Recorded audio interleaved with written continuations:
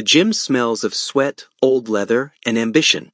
It's a familiar scent to anyone who has ever chased greatness in the unforgiving world of professional boxing. Under the harsh glare of fluorescent lights that have witnessed countless battles, a young man moves with the precision of a seasoned warrior. His name is Teofimo Lopez, and from the moment he could walk, his life was destined to be measured in rounds, not years. The story begins in the concrete labyrinth of Brooklyn, New York, where Teofimo Andres Lopez Rivera entered the world on a warm July day in 1997. His arrival was preceded by a family history steeped in migration and survival.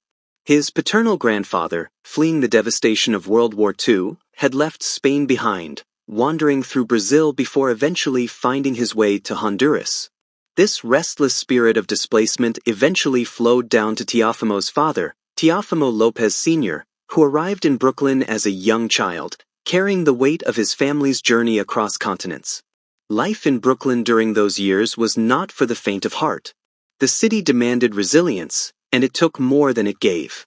For Senior, the blows came early and brutally. When he was just 14 years old, his father suffered a fatal heart attack, leaving him to navigate adolescence without the guiding hand of his patriarch. The tragedy compounded when his mother passed away not long after, leaving him orphaned and adrift in a city that showed little mercy to the vulnerable. These early losses carved deep wounds into Senior's psyche, forging a survivalist mentality that would eventually reshape the trajectory of his own family's future. He carried the lessons of loss with him, determined that his own children would never know the same sense of abandonment he had endured. When the Lopez family eventually traded the crowded streets of Brooklyn for the sprawling suburbs of Florida, it seemed like a fresh start.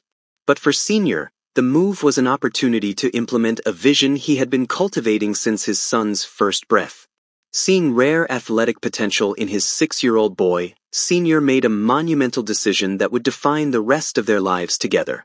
He thrust young Teofimo into the punishing world of boxing, not as a casual hobby or a way to keep the boy out of trouble, but as a deliberate, calculated path toward greatness. There was no gentle introduction, no easing into the sport through playful sparring sessions. The gym became a second home, a harsh classroom where lessons were taught through repetition and pain. Childhood memories for Teofimo were defined less by neighborhood games and more by endless pad work, road work under the punishing Florida sun, and his father's booming voice echoing off the canvas. Senior was not just a trainer, he was a drill sergeant, a manager, and an unyielding shadow that followed his son's every move. Every punch thrown was meant to punch a hole through the ceiling of their current reality. The relationship between father and son became something complex, an intense bond forged in the crucible of the gym. It was built on mutual reliance and heavy expectations, with an unspoken pressure that would follow Teofimo into adulthood. Senior saw in his son not just a boxer, but a vessel for his own unrealized dreams, a way to transcend the poverty and tragedy that had marked his own early years.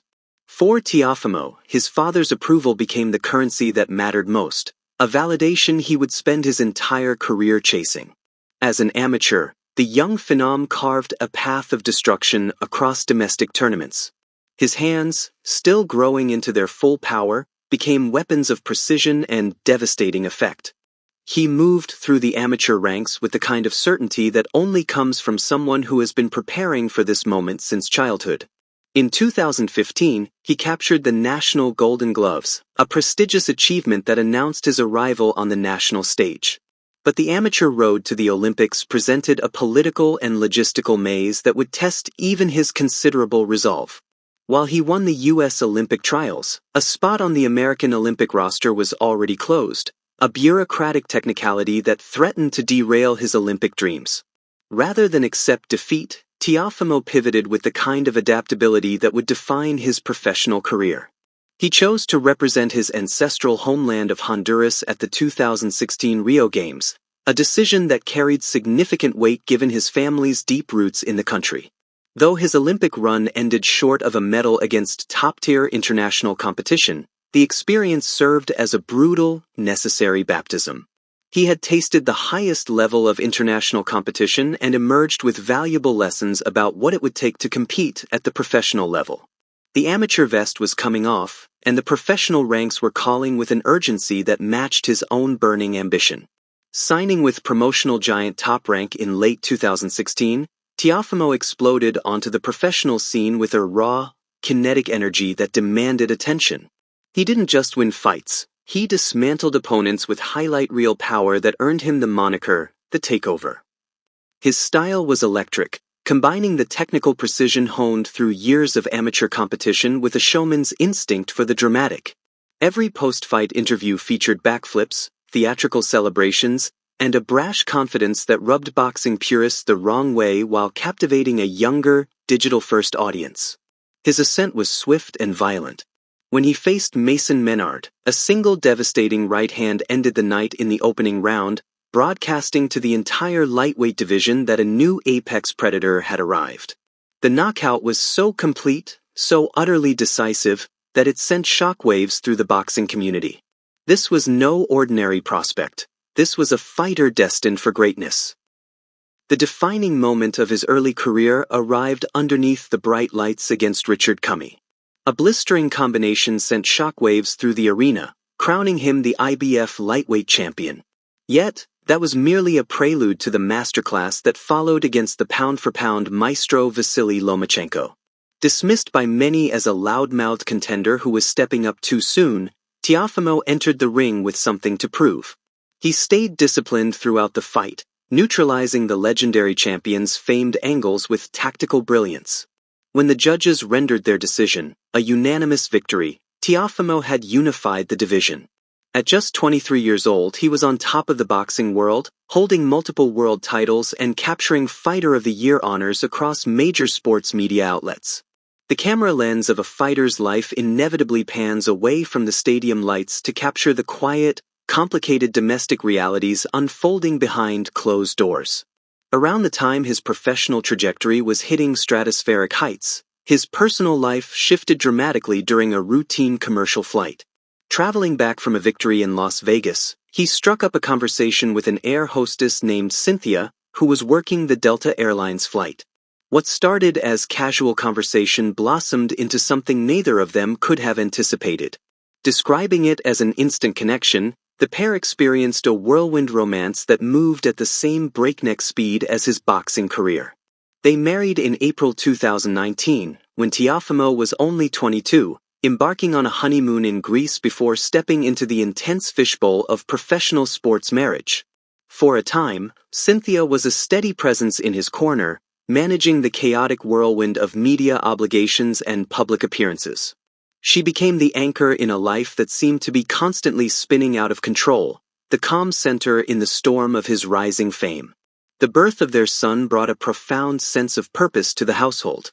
Teofimo frequently shared tender moments, posting photos and videos that showed a softer side of the fierce competitor. He declared that his entire existence was anchored around providing for the next generation, that everything he did in the ring was ultimately for his family. The image of Teofimo as a devoted father became as much a part of his public persona as his boxing ability. However, the immense pressure cooker of a high-stakes athletic career often strains even the most passionate unions. The demands of training, the constant travel, the weight of expectation, and the public scrutiny began to take their toll.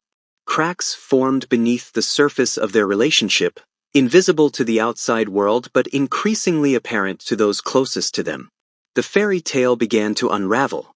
By late 2022 and into 2023, the separation became public knowledge, with Cynthia initiating divorce proceedings. The split played out awkwardly across public interviews and social media, exposing the raw, vulnerable side of a fighter who was suddenly forced to navigate a shattered home life while continuing to step into a ring where a single mental lapse could cost him his health.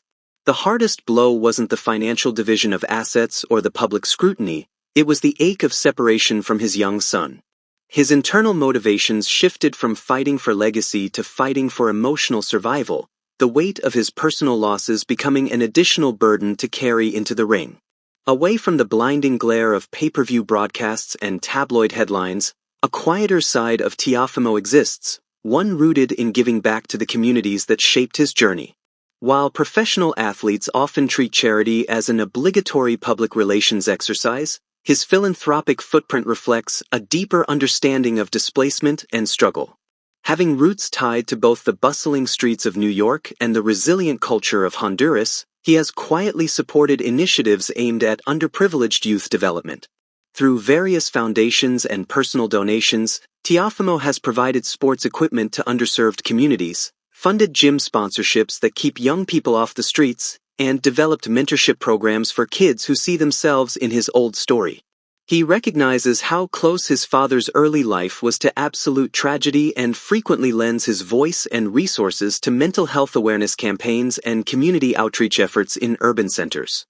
His hope is to catch young people before they fall through the cracks of the system, to offer them the same lifeline that boxing provided for him. These philanthropic efforts often go unreported, happening far from the cameras and media attention. But for Teofimo, they represent a crucial part of his identity, a way to honor the struggle that brought him to where he is today. He understands that his success was never just about his own effort. It was built on the sacrifices of his family, the support of his community, and the opportunities that came from being in the right place at the right time. Financially, Teofimo's journey reflects the volatile, high-stakes economics of modern prize fighting. Early on, he grinded through modest 4-figure and 5-figure paydays, fighting for recognition on undercards before the massive financial windfall of his championship bouts. The path to financial security in boxing is rarely linear, filled with setbacks and unexpected turns that can derail even the most promising careers. Following his upset loss to George Kambosos Jr., many doubted whether he could ever regain his market value. The defeat was devastating, not just because of the loss itself but because of what it represented in terms of his earning potential. In the fickle world of professional boxing, a single defeat can dramatically alter a fighter's financial trajectory, reducing them from main event attraction to undercard fighter in the span of one bad night. Yet through strategic promotional moves and a successful ascent to the light welterweight division, Teofimo demonstrated remarkable resilience. He captured the WBO and the ring titles against Josh Taylor, announcing his arrival in a new weight class with the kind of statement victory that reminded everyone of his capabilities. Subsequent blockbuster events brought multi-million-dollar purses, with headline bouts against fighters like Arnold Barboza Jr. and elite divisional rivals commanding significant pay-per-view numbers. His estimated net worth sits comfortably in the range of $6 to $8 million, cementing his status as a premier box office attraction. But the money represents more than just wealth. It signifies validation, a tangible measure of his success in a sport that punishes failure ruthlessly.